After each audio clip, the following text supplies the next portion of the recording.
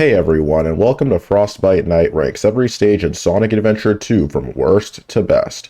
Sonic Adventure 2 is my second favorite Sonic game of all time, and it's probably the one best suited for a list like this. Where does your favorite stage stack up on the list? Keep watching to find out. Before we jump into it though, I want to clarify a few things. First, I'm not going to be including Canon's Core on this list since it's a massive stage that combines all the characters, and I don't really think there's a fair way of including it because of that. Second, I didn't really consider music or sound design that much when making this list because songs I like, you won't, and vice versa.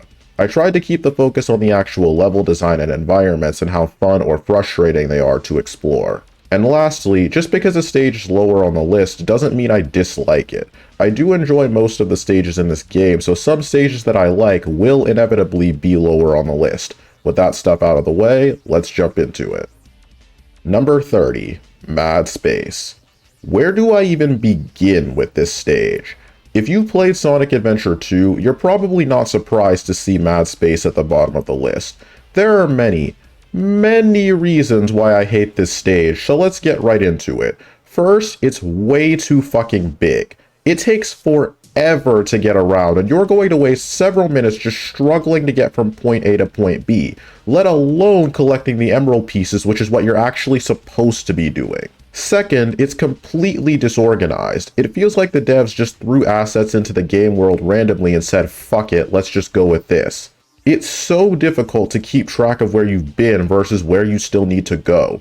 You are going to fly up and down and all around, hoping that you get a hit on your radar, and if you don't, get ready to travel back to the bottom of the stage and do it all over again. Which brings me to my third problem with Mad Space, the controls. This game has quite a few levels that mess around with low gravity or anti-gravity settings with varying degrees of success. Mad Space did not succeed. Running around planetoids is an exercise in frustration because your controls are always changing to match the gravity, leading to Rouge randomly running around in ways you don't want her to. I mean, just look at this bullshit. I spent at least 4 minutes at the end of the stage trying to grab this last emerald piece, but every single time I got close to it, my controls would randomly change, causing me to go in a different direction for no fucking reason, and I missed it. On to my fourth and final problem. The hint system is screwed. For some reason I could never figure out, the devs decided to make the hints at best backwards sentences or at worst straight up fucking useless. So if you get stuck and have no idea where the emerald pieces are, guess what? You're shit out of luck. It took me 20 minutes to finish this stage while I was recording footage for this video. 20 fucking minutes. Are you fucking kidding me? When I played this game for the first time as a kid, Mad Space made me rage quit the game twice. Not once, but twice. And even ignoring all the things I just mentioned, that alone guarantees Mad Space this spot on the list. Fuck this stage. Number 29, Route 280. Yeah, we're starting this off with 2 Rouge stages, so sorry Rouge fans. Unlike Mad Space, this level isn't the pinnacle of horrible game design, it's just really fucking boring. You drive on a boring road, make boring turns, and make boring jumps until you reach the end. I should mention there are several holes in the track, and if you fall into one, it's back to the previous checkpoint with you. I don't have a big rant to give about Route 280, I just sort of close my eyes and grit my teeth until it's over. Number 28, Death Chamber. This is easily my least favorite Knuckles stage. It's not terrible, but I never really enjoy it. It has a mechanic of digging through walls to get to new areas, but that usually just leads to me digging through a wall and hoping my radar goes off when I pop out the other side. This level also has the least interesting visuals of all the pyramid-themed levels in my opinion. It's just not cool to look at or explore. It also has some really bad camera issues, which is pretty commonplace for the treasure hunting stages, but I think Death Chamber has it the worst. My experiences with this stage always seem to range from decent to frustrating. Death Chamber never finds the sweet spot for me, which is why it's so low on the list. Number 27, Route 101. This stage is only slightly better than Route 280 since it's a bit shorter and it doesn't have any of those damn pitfalls. Besides that, it's pretty much the same. There's a road and you drive until it's over. Not a terrible experience, but also nowhere close to being a good one. Number 26, Final Chase. This is probably the first controversial stage on the list, but I honestly think Final Chase is one of the least fun stages in this game. Many people criticize Shadow stages in Adventure 2 by saying they're just worse versions of Sonic stages, and while I don't agree with that statement as a whole, I do agree with it regarding Final Chase. I want to like Final Chase, but I just don't, primarily because it has some gimmicks that don't sit well with me. I've never liked the cylinders that are plastered all throughout this stage. Controlling Shadow while he's running on them always feels wonky, and if you jump off one at the wrong moment, get ready to fly off the stage and die. It's also worth mentioning that this stage has quite a few enemies that attack while you have very little ground beneath you. So don't be surprised if a hit from an artificial chaos monster sends you straight to your doom. Unlike Final Rush, I always feel like I'm walking on eggshells when I play Final Chase because you get punished so hard for even the smallest screw-up sometimes. This definitely had the potential to be a great stage, but to me it's just not one. Sorry, Shadow fans. Number 25, Pyramid Cave.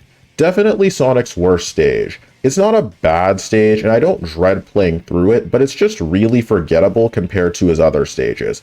It has a lot of long, winding hallways where nothing is really going on, and there's quite a few places where the game just arbitrarily halts your progress. The hourglass mechanic works okay in this stage, although carrying those damn collectibles always makes Sonic feel slippery since you don't really have a way to stop quickly while carrying them. As soon as I finish playing Pyramid Cave, I almost forget I ever played it. I do enjoy it sometimes, but not all the time. Number 24, Lost Colony. This level does play around with some interesting ideas. I like the mechanic of shooting the enemies to light up the colony, even if it makes absolutely no sense from a logic standpoint. However, this stage also requires you to perform some annoyingly tight jumps, and other areas just make you sit on a platform and play the waiting game until the game eventually decides to let you continue. It's not very long though, so it's pretty harmless when all is said and done. It's a mediocre stage if you ask me. Number 23, Egg Quarters. This mission is higher up on the list than Death Chamber due to having a much better atmosphere and less confusing level design since you don't have to rely on digging through walls randomly until you find something. I like the gimmick of having beetles that shoot you if you don't take cover when they come into the room, since it really drives home the point that this is Eggman's base and he doesn't want any undesirables snooping around. It has some annoying camera angles, but not as bad as Death Chamber. This isn't one of my favorite treasure hunting stages, but I do think it's enjoyable more often than it's not. Number 22, Aquatic Mine. Similar to Final Chase, this stage could have been amazing, but it unfortunately falls short. It's sort of like a Pumpkin Hill Act 2, same environment but different assets. I love the design choice of making different areas accessible depending on the water level, since it really gets you to experiment with the stage and understand the level design more. My biggest gripe with Aquatic Mine though is that you will not be able to fully grasp the level design until you played the stage multiple times. It's easy to get confused sometimes since the structure of the level can make you think you're in the right area to get an emerald piece when in reality you're nowhere close. I've had some amazing experiences with Aquatic Mine, but I've also had some brutal ones. It really depends on how lucky you get with the emerald placements, and my ability to enjoy a stage should never be dependent on luck. For that reason, I can't really rank Aquatic Mine higher than this, even though I really want to. Number 21, Weapons Bed. This stage has something for everybody. If you want to blow through it super fast and ignore all the robots, you can do that. But I really like how the game just sets large clusters of enemies and challenges you to blow them up in a way that maximizes the amount of points you can earn. The stage also makes pretty good use of Eggman's hovering abilities, and you can get some serious speed when you jump from higher places. The level design, though, isn't terribly interesting compared to other stages in the game, and cheap enemy placement and explosions are pretty rampant. If you go too fast, you might end up taking a permanent swim at the bottom of the ocean. This stage is middle of the road for me, enjoyable but lacking in some key areas. Number 20, Hidden Base. My least favorite of Tails stage is not called Route 101. This stage doesn't really do anything exceptional. Getting through it is fine enough and the level design is okay, but the biggest problem is the pacing. There are so many doors and objects that make you stop dead in your tracks and mash the shoot button until they decide to go away. It's a drag and it makes the level feel longer than it is. This level is also prone to some cheap enemy placement, but unlike Weapons Bed, there are usually alternate routes you can take to avoid the worst of it, which is why this stage got the slight nod over Weapons Bed. Number 19, Iron Gate. It was really close between this stage and the next one, but I placed Iron Gate here because the pacing is a little worse. There are times where it's totally fine, like when you're blazing through security doors, then there are parts where it's horrible, like when you have to sit on slow-moving elevators that take forever as you slowly pick off a handful of enemies. It's not really bad, but seeing as the rest of the stage was designed well, I kinda have to wonder why the devs didn't just cut out the slow-ass elevators and do more of the other shit. Number 18, Prison Lane. Tails' first stage, and a pretty good one at that. It does a good job of introducing you to the mech's controls without throwing so much at you that you get overwhelmed. People love to complain about the fact that you have to shoot enemies to open the prison doors, but seeing as the whole point of the mech stage is to kill as many enemies as possible, I've always thought that complaint was really damn stupid. It has a few slow elevators, but they're so short that they don't really hurt the stage. It also has, you guessed it, cheap enemy placement, but in this stage, you're not platforming over bottomless pits the whole time, so the worst thing you have to lose is your pride as opposed to your progress. Number 17, Cosmic Wall. I love the low gravity mechanic of this stage since it allows you to take massive jumps and gives the stage an amazing pace and scale. Of all the mech stages, this is definitely the one that makes me want to chase the A rank more than any other one. You really have to maximize combo potential to get an A rank in this stage, and I love that. My only issue with this stage is it goes on for a little bit too long. Eventually the stage runs out of things to do with its gimmick, and it drags a little bit by the time you reach the end. If Cosmic Wall were just a little bit shorter, it would have easily made top 10 on this list. Number 16, Crazy Gadget. I know a lot of Sonic fans despise this stage, but I actually enjoy it a lot. I really think the wacky gravity mechanics were realized to their fullest potential here, and it makes for some of the most interesting level design in the entire game. The puzzle at the end where you have to run across several blocks while flipping stages to change the gravity is really awesome. Unfortunately, not everything in this stage is well done. The anti-gravity leads to some irritating control issues sometimes. It doesn't get anywhere close to mad space levels of frustrating, but it happens enough times that I think it's worth mentioning. Also, the camera can be kinda terrible sometimes. It's really hard to jump onto a rail consistently when you're looking at it upside down. Lastly, I'm not a big fan of the handful of do or die switches.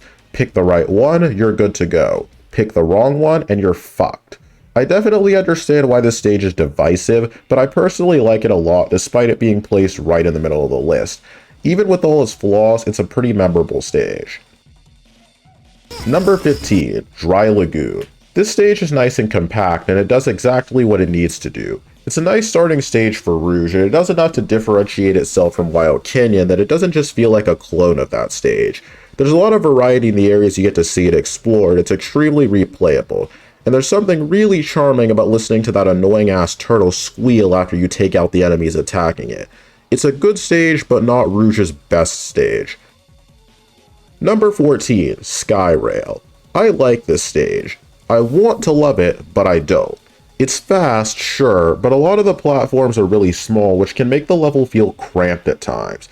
It's loaded with rails and the grinding is pretty cool, but despite its name, there are other stages with lots of rails that do it better. Also, the stage is really short. You'll easily clear it in under 2 minutes, even if you screw up a lot of jumps, so it feels like the level ends before it gets a chance to reach its full potential. It's one of those levels that's good, but could have been way better. Number 13, Security Hall. This stage is really damn good. I love the atmosphere of it. Seeing dollar bills float around everywhere as you fly through the vault is awesome, and I love the structure of having multiple floors with unlockable saves. It's really open-ended and gives you a lot of space to fly around comfortably, but it doesn't go too far with it, unlike Mad Space. The only thing about this stage that gives me pause is, you guessed it, that damn timer. On one hand, I like the timer since it makes the experience more intense and thrilling. On the other hand, it's really brutal for first-time players who don't know the layout of the stage and can cause you to spend more time stressing out about the timer than searching for the emeralds. If the timer was slightly more forgiving, say 7 or 8 minutes instead of 5, this stage would have at least been top 10. Number 12, Wild Canyon. This stage is above Dry Lagoon primarily because it doesn't have any swimming, since the swimming controls in this game aren't the best. It has a great flow since you travel between the upper and lower areas of the stage really easily, and it doesn't have the janky camera angles that some of the other treasure hunting stages have. It's not a big stage, but there's still a lot of room to explore and see what it has to offer, and I really like that about it. Number 11, Mission Street. I never would have thought destroying a few city blocks as an 8-year-old fox would be this fun, but somehow Sonic Adventure 2 pulled it off. This stage throws a lot of obstacles your way, but if you pick a good route, you can blow through most of them without having to slow down much at all. And seeing Tails' face printed on most wanted posters with some of the most hilarious descriptions you'll ever see makes this stage that much better. I always get a kick out of revisiting this one. It does have a few bridges that can fall on your head at the end, but the camera gives you enough warning that you can avoid them pretty comfortably as long as you're paying attention, so I don't really have an issue with it. Vandalism never felt quite this good. Number 10, Meteor Herd. This stage is a great way to cap off Knuckles' campaign. It's very large just like Mad Space is, but the key difference is the size of Meteor Herd adds to the enjoyment rather than diminishing it. There's a lot of ground you have to cover, but there's a method to the madness, so to speak. It's pretty easy to piece together which areas you still need to search because unlike Mad Space, the level design doesn't look like an 8-year-old Lego collection right before you step on it and blow out your Achilles. The low gravity allows you to jump higher and makes climbing tall structures easier than it normally is, and since you don't have to put up with the awful controls Mad Space has, you can actually take advantage of that. You've got the gist of what I think of Meteor Herd by now. It's basically Mad Space without all the annoying bullshit. I actually think this stage is pretty underrated.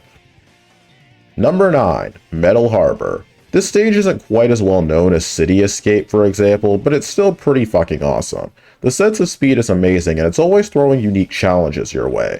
The rocket segment at the end is a classic, and making it to the upper handle with almost no time left is pretty exhilarating. Granted, so is just missing it and dying in a blaze of glory, but, you know, who needs heroes? My only gripe with this stage is just like Skyrail, it's a little bit on the shorter side and would have benefited from being maybe 30 seconds longer. But honestly, that's just a nitpick. This stage is awesome. Number 8, White Jungle. This stage is forgotten sometimes because of Green Forest, but it's really special in its own way. It really takes advantage of multiple pathways, allowing you to zip around with ease or take your chances against the enemies if you want to go for more pickups.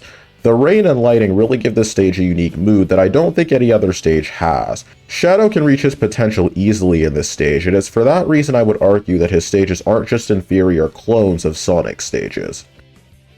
Number 7, Pumpkin Hill.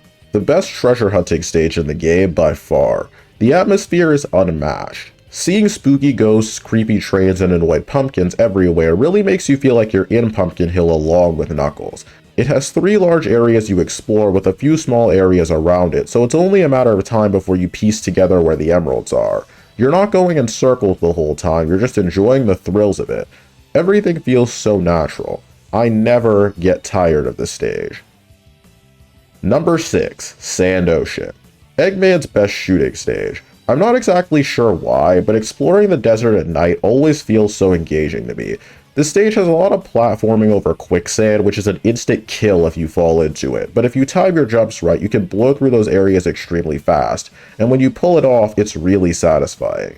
I don't really have any major issues, all I can say is it's pretty epic. Number 5, Radical Highway. Shadow was at his absolute peak here because the stage takes advantage of everything he can do. It's a seamless experience even when you're making mistakes. You can really sense Shadow's rage in this stage. He's sliding down a big ass bridge getting ready to take out his anger on humanity and no one is safe. Awesome loops and dynamic camera angles are prevalent here as well. At the end of the day, it's just a badass black hedgehog embarking on an exciting new adventure. Number 4, Green Forest. The top 5 stages on this list are so close in quality that I had some serious trouble narrowing it down, but I think Green Forest deserves this spot. The thrill ride of seeing Sonic realize the island's about to blow and then having to haul ass out of there before it does makes this stage a lot more intense than it would otherwise be. It gives you plenty of opportunities to go extremely fast while still maintaining control, and there's just never a dull moment. It's excellent from start to finish. Number 3, Eternal Engine. This placement might shock some of you, but Eternal Engine is just on another level for me. I think this stage makes the best use of the dynamite packs. Instead of just being something you blow up to make a platform fall down, destroying them actually creates pits in the level that can suck you out into space and kill you. But I think that results in this stage having an excellent risk-reward thing going for it. The more dynamite packs you shoot, the more points you score, and the better your chance of getting the A rank. But if you shoot them too aggressively, you make the stage way harder for yourself. Falling down tubes while dodging lasers everywhere is really immersive. This stage is hard, but it's not hard because of cheap bullshit. It's hard because of super challenging but also really well thought out design. I just wish the devs saved some of that thought for Mad Space. Number 2, City Escape. I'm sure most of you expected this stage to be in the top spot, but there is one level that I think is better. There's not much I can say about City Escape that hasn't already been said a million times. It's a classic, plain and simple. There's a reason why everyone thinks of this stage when they think about Sonic Adventure 2. The instant you land on the street and start grinding, you know you're in for a wild ride. Running down buildings, pulling off insane tricks, speeding down hills while a giant truck attempts to introduce your face to the pavement, this stage has it all. You just can't get any better than City Escape. Oh wait, yes you can. Number 1, Final Rush. Appropriately named given that it's number 1 on the list. If you want to know how to design the final level in your game, this stage is the perfect blueprint. The rail grinding provides a sensation that I don't think any stage in Sonic Adventure 2, or in any other Sonic game for that matter, has matched. Seeing the earth underneath you as you zip around at breakneck speeds really hits home when you're playing the stage. Every time I finish it, I'm sad that it's over and I can't wait to play it again. It has some tricky platforming from time to time, but as long as you stay in control, none of it is that taxing. If Final Rush were the first stage in this game, I think more people would consider it to be better than City Escape, but maybe I'm wrong about that, who knows. Nevertheless, I consider Final Rush to be the best stage in the game, and one of the best stages in all of Sonic's 3D history, period. Well, there you have it, guys. That's every stage in Sonic Adventure 2 from worst to best. Now that we've got that done, let's tally up the results. I used a simple ranking system for this. The highest ranked stage gets 30 points, second highest gets 29, and so on. The only stage that didn't get any points is Mad Space, because seriously, why the fuck would I give that bullshit piece of shit stage any points? Based on this criteria, these are the totals for each character. Sonic has the highest value while Rouge has the lowest. We're not quite done yet though, since Sonic and Shadow's totals need to be adjusted for the fact that they don't have 5 stages like everyone else does. By doing so, Sonic's total fell considerably, but he still maintains the top spot. Shadow leaps over both Tails and Knuckles to take the second spot. Rouge remains in dead last, and that's not really a surprise seeing as the 2 worst stages in the game belong to her. When comparing the hero story to the dark story, the heroes have a much higher total than the villains do. By adjusting for the fact that the 2 stories don't have the same number of stages, the numbers get closer, but the heroes are still ahead by a pretty wide margin. With all that being said, what do you guys think of the tier list? Do you agree or disagree with the majority of my placements? Let me know in the comments and feel free to drop your own list if you have one. As always, thanks for watching and I'll see you next time.